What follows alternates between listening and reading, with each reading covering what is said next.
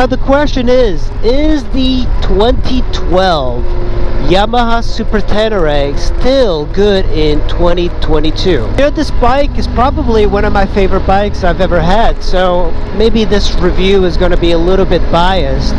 We're riding in North Carolina right now, probably in some of the most twisty areas in the country, or at least in the East Coast. This area is just beautiful.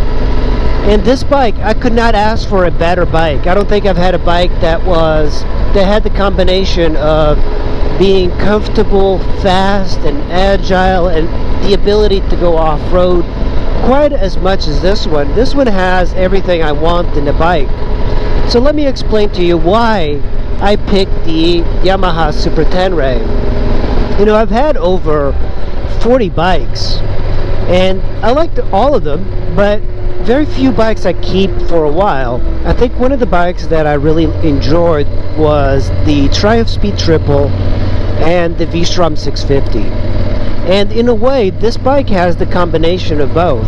It's got a weird gruntiness and torquiness to the engine that resembles the Speed Triple, but at the same time, it's got the adventure styling and the adventure handlebars, and it's got enough speed for me. It's got great wind protection. So this bike is not only good in wind protection from the windscreen, it's a large windscreen that I have, but it's also the body. Like when you sit on this bike, your body kind of fits in it. At least mine does. It fits like a glove, so the wind gets deflected over your knees. That's a problem I've had in the winter riding, is that I've had like my knees get extremely cold because there is no wind protection at all. But on this bike, the way the tank is flared out and the way the radiator sits and the airbox sits and the electronics sits, Yamaha pushed the wind out of the rider's way. So you're kind of sitting in a little bit of a cocoon, and it might be a little bit difficult for some days when you're extremely hot and you're riding, because the bike does get hot, especially in this black color. It does get extremely hot. Now, one of the cool things that would be nice is like a little vent here in case you do ride in the winter, or a Magstad windscreen that goes up and down. So when it comes to handling, you might think that this bike, it might be too big, but the problem is I think it's so well designed by Yamaha that you definitely don't feel the weight. You know, it's a typical thing that people say about large bikes is as soon as you start moving, the weight disappears, and that is true. But there's a lot of rotational mass that comes along with that. So even a rider on a 650, like a V-Strom 650, I believe they're faster through the twisties than this. I'm not going too fast. This bike is just like trucking along. You feel that really large motor. You do feel the rotational mass, but at the same time, it's extremely well balanced. Like, I don't feel like there's a corner that just sneaks up on me. It's just a bike that is just completely easy to use. You get on this bike, like many ADV bikes, and you don't have any issues. This bike just feels natural, the natural riding position that you'd expect from an ADV bike. It's very neutral. It's the way you sit with your legs is a little bit sportier, like so your knees are a little bit down and your legs are kind of tucked. Oh no, come on, don't. Yeah, thank you, buddy. I really appreciate it. I waved. I really think that the riding ergonomics are excellent, and I like having my knees in a little bit of a sportier position. I don't expect to have my knees in a sport bike sort of position, but this one is just a little sporty. The V-Strom and the KLR 650, for example, you sit more with your legs at 90 degrees, which I don't like as much. Top speed of this bike, I haven't really tested the top speed. You generally don't get adventure bikes for the top speed, and I don't really care about top speed too much. I think if I want a top speed, I'd definitely go after the big bikes like the Hayabusas, Blackbirds, and any sport bike. but it's a game of diminishing returns if you get an adventure bike for horsepower and speed.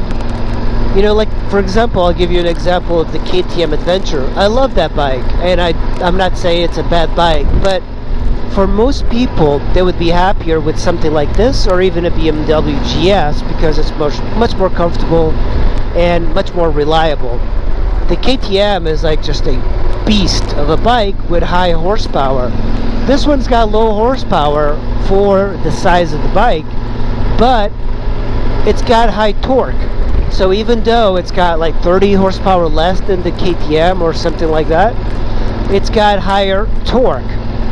And you can feel the torque on this bike.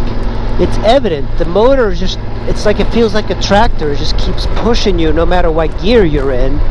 It makes riding a lot easier, I think, because you can kind of track along no matter what gear you're in. You're constantly moving at a leisure pace, and if you want, you can downshift and you can just, you know, go. I'm in like 5th gear right now, plenty of torque, and generally I don't ride at super high speeds, and I think that's what people do anyway. You know, this bike gives you just about all the nice things a modern bike should have: fuel injection, ABS, and sport modes and traction control.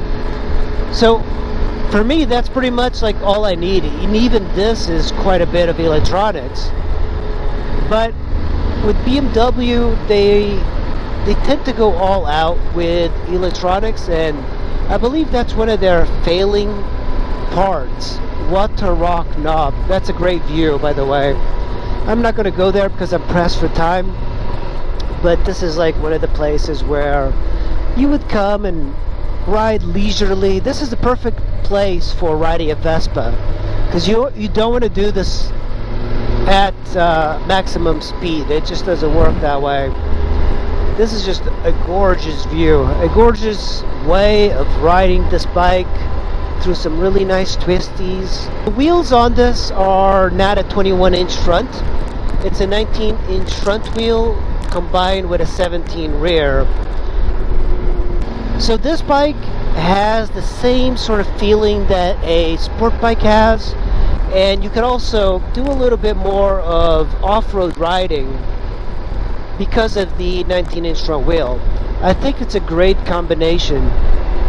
Now, if it had a 21-inch front wheel, I don't know if it would be more successful in the market.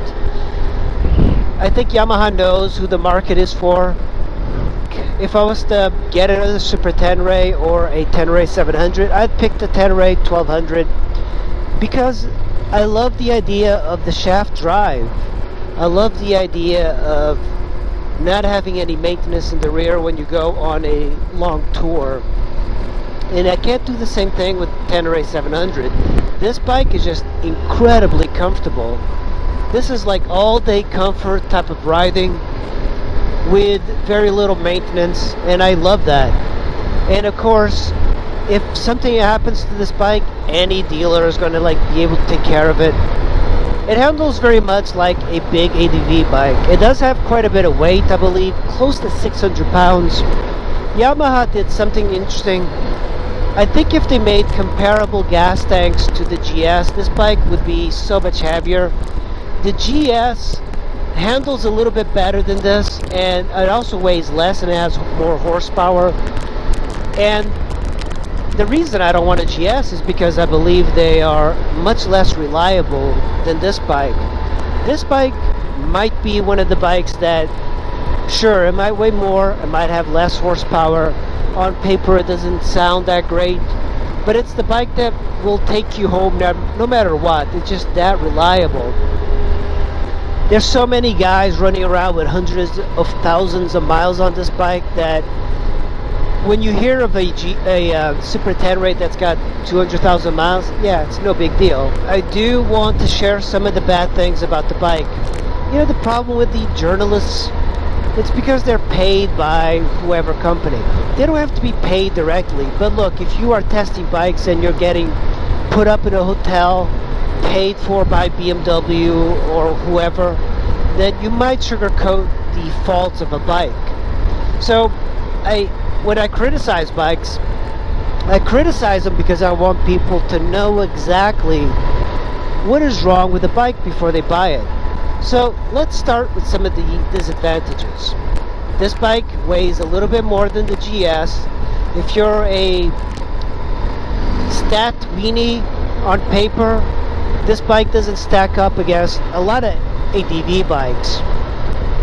Another disadvantage is that 45 miles to the gallon is good for something of this size, but I wish there was a better, like a little bit better way of getting mileage. They have two modes. It's sport or normal. Sport or just touring. And I wish they had like another mode for eco. Because if I'm commuting, I want to be able to get the most amount of mileage possible.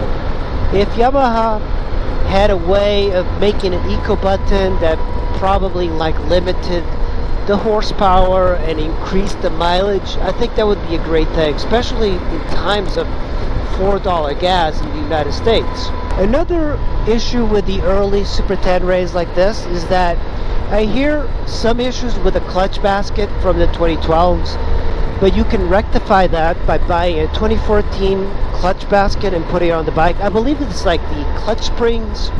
This happened to Long Haul Paul on a trip. The clutch springs like broke, and he kept riding the bike despite having almost grenaded the clutch, and it was fine, which it shows you how durable these bikes are. 2012, 2013 Super Teneres is the cam tensioner. Apparently something happens, it goes bad. I've had that happen on my Ninja 250. My tensioner went bad at like 80,000 miles or something, and then I put an ape manual tensioner, and that went away. And that's what people recommend for this bike. Some people just remove this cam tensioner almost immediately and put in a new one. I never had an issue with this, so I don't feel like I need to do it, but that's an issue that the early gens have. The Super Tenere has got something that I believe is probably the best thing. A lot of KLR guys, they get the KLR 650 because that is the best value you could possibly get on an adventure bike, especially new. But in the used market, I'm always looking for bikes that have the best value and are the most reliable. That's why I fell into the KLR 650 at first, and then I fell into the V-Strom second. And the reason I like the V-Strom is because it had a killer V-twin. This is the next step up from the V-Strom. I believe the V-Strom is a better handling bike, mainly because of its weight. And the V-twin engine on that V-Strom is just one of the best. But it's also not as comfortable as this one, and it's doesn't have the shaft drive.